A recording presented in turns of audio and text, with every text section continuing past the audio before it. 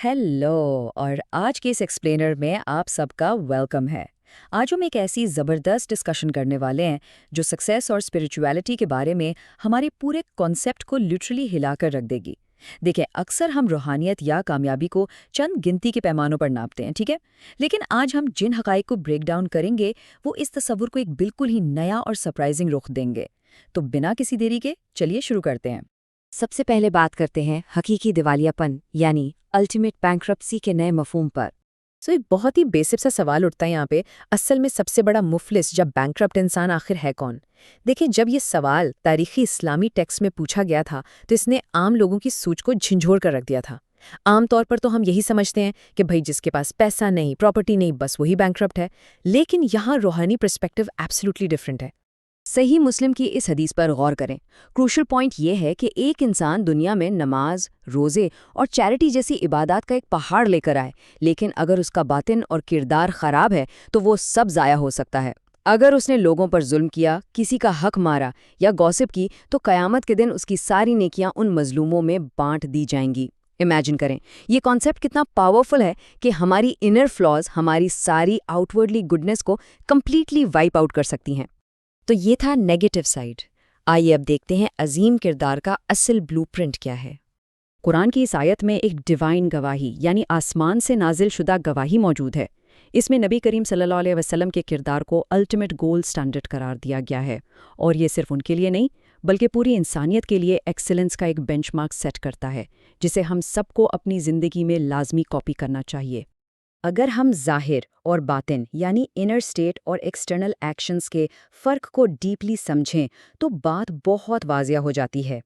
एक तरफ है अखलाक, जो बेसिकली हमारी अंदरूनी हालत है, जैसे इखलास, आजिज़ी और दूसरों का एहसास। और दूसरी तरफ है अदब, जो हमारे एक्सटर्नल मैनर्स हैं, जैसे मुस्कुराना या पोलाइटली बात करना। पॉइंट ये है कि हम अदब को तो फेक कर सकते हैं, नर्म लहजा बना सकते हैं, लेकिन हकीकी अखलाक फेक नहीं हो सकता। ट्रू कैरेक्टर स्ट्रिक्टली वही है जो हम अंदर से फील करते हैं। इसी बेस पर सूरह अल कलम में कुछ मखसूस नेगेटिव ट्रेट्स की एक लिस्ट दी गई है। आदत के तौर पर कस्में खाना, चुगली करना, बदगुमानी फैलाना और तकब्बुर या एरोगेंस दिखाना। ये बिल्कुल एक डायग्नोस्टिक आईने की तरह है। एक मॉडर्न बिलीवर के लिए ये जानना एब्सोल्युटली क्रूशल है कि इन डिस्ट्रक्टिव ट्रेट से हर हाल में दूर रहना है।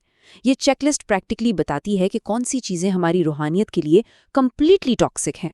उन मनफी आदात के बरक्स आइए इन पॉजिटिव पिलर्स पर फोकस करते हैं। इखलास, ह्यूमिलिटी, एम्पैथी, जस्टिस और सेल्फलेसनेस। ये वो कोर पिलर्स हैं जो ना सिर्फ उस जहरीली खुदगर्जी को रोकते हैं जो आजकल इतनी आम हो चुकी है, बल्कि एक अजीम और मैग्निफिसेंट किरदार बिल्ड करते हैं। इस कॉन्सेप्ट को मज़ीद डीपली समझने के लिए बागे वालों का एक बहुत ही पावरफुल किस्सा डिस्कस करते हैं, जो दौलत और नाशुक्री के खतरात का एक टाइमलेस केस स्टडी है। ये स्टोरी एक स्पिरिचुअल टेस्ट की पूरी प्रोग्रेशन को ब्रिलियंटली इलिस्ट्रेट करती है। देखें, पहले स्टेप में उन्होंने एरोगेंस में आकर गरीबों का हक मारने का प्लान बनाया, और सबसे बड़ी गलती बिना इंशाल्लाह कहे। नतीजा डिवाइन डिस्ट्रक्शन। लेकिन स्टोरी यहाँ ख़त्म नहीं होती। जब उन्होंने ब्लेम गेम खेलने के बजाय सिंसियर सेल्फ ब्लेम किया और अपनी गलती मानी, तो उस सच्ची तौबा ने उनके लिए रिडेम्पशन का रास्ता खोल दिया। Exalted is our Lord. Indeed, we have been wrongdoers.